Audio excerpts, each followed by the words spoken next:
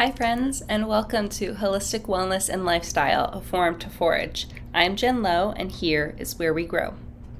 Today we are discussing how to find the right therapist for you. I'm going to give you some tips, tricks, things to keep in mind while you're searching, and then also some red flags.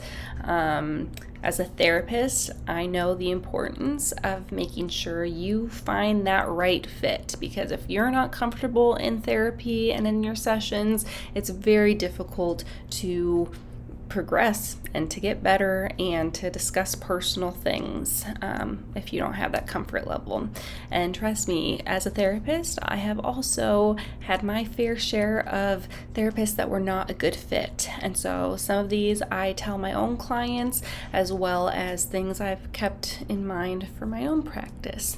So we'll give you 5 to think about, and I hope these are useful. The first tip to finding the right therapist is the idea of cultural considerations. So when you are researching or when you're reading up on bios online, usually therapists, like on Psychology Today or certain bios on the website of a therapy practice, they will list their specialties and their experiences, or they list certain demographics that they are comfortable with serving. And so cultural considerations can range from gender, race, spirituality, religion. If you're a female client that needs to disclose some past sexual abuse from a man, you might not feel very comfortable sharing that with a male therapist. And so keep in mind as you're searching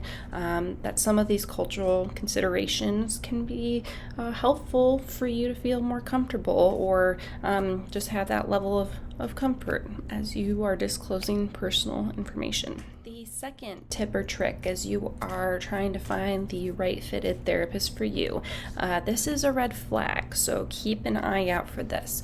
But the red flag is if a therapist is talking more about themselves or relating your problems to them. And this could be outside of that first session. Usually during that first session, the therapist will disclose like their experiences, their specialties. They'll just share a little bit more about them and their background and history to make sure that you are fully in the know about their practices and their styles or their therapies.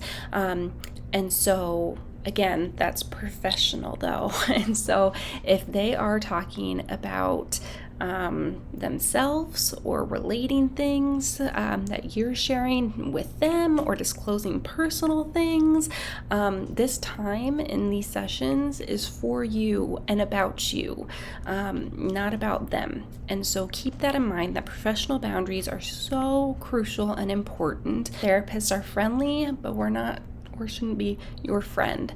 And so there should not be that mutual exchange that you would find like at a friend having coffee relating to life problems. The third tip or trick is the 2nd to 3rd session rule.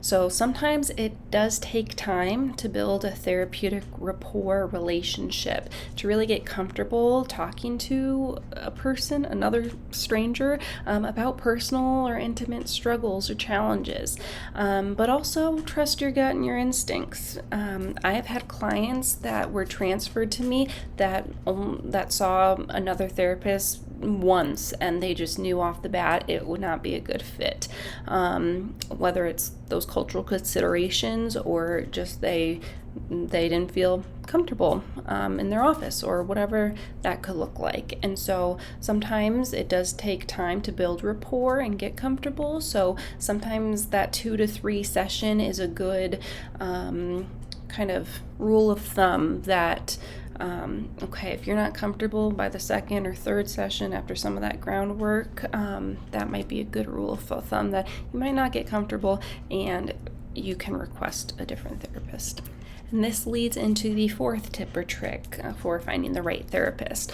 It's really self-advocacy, trusting your gut, your instinct.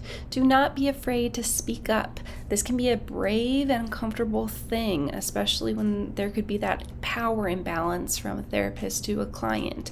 And so, or just the thoughts that I don't want to hurt their feelings to request a different therapist. You're not going to hurt our feelings. You'll be doing yourself a disservice if you continue to show up to appointments and not disclose things, or just no-show appointments because you're uncomfortable.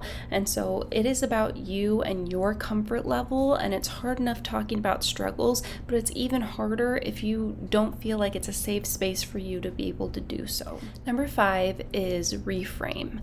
So I mentioned you might not want to hurt that therapist's feelings because it's not a good fit. Well, reframe that for yourself. And this is what I share with clients that have transferred from me because they weren't comfortable or they want to see somebody different. I reframe it as that we do not take it personally and don't give up on therapy if it's not a good fit, especially if it's your first time.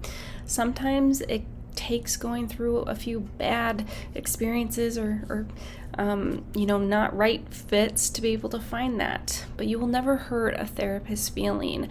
The reframe that I give is that I take it as a compliment that you feel brave enough and comfortable enough to speak your truth and speak out and request that. It's great self-advocacy, and it's a compliment that, okay, you do feel comfortable enough to share it's not a good fit.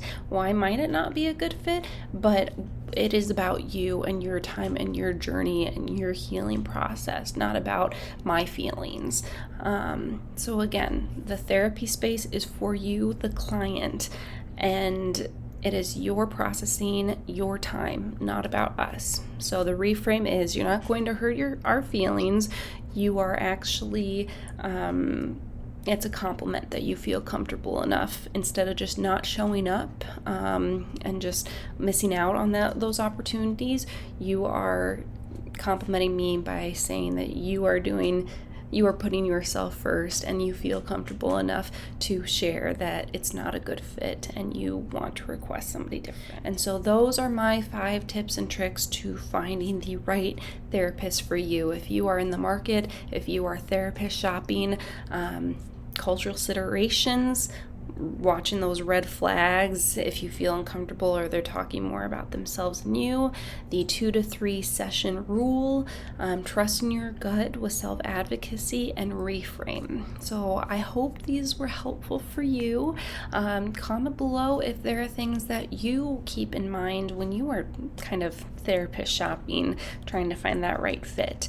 And again, you are doing yourself a service by advocating for yourself and really putting yourself first and in your practice and your journey, because you're healing, you matter in this, and your voice should be heard. And it is not about us or our feelings. It's about what you can benefit from and how you are comfortable in that therapeutic relationship. So keep on growing, like and subscribe if this was helpful. We'll be putting more videos out, and keep on growing. Thanks so much for watching.